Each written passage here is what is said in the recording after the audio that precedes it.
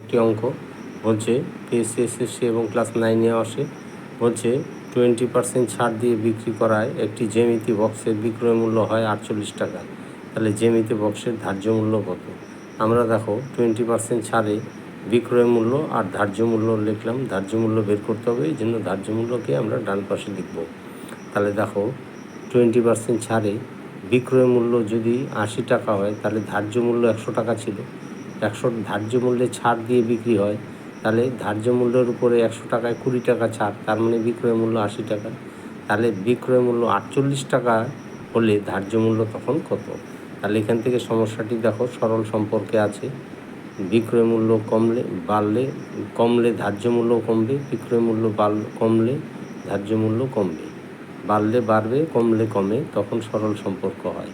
তাহলে এখান থেকে ধার্য মূল্য হলে দ্বিতীয় গুণ তৃতীয় বাই প্রথম, তাহলে কাটাকাটি করে 60 টাকা।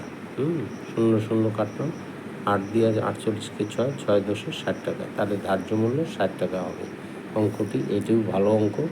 তোমাদের ভালো লাগলে অবশ্যই লাইক কমেন্টস শেয়ার করতে ভুলো না কিন্তু।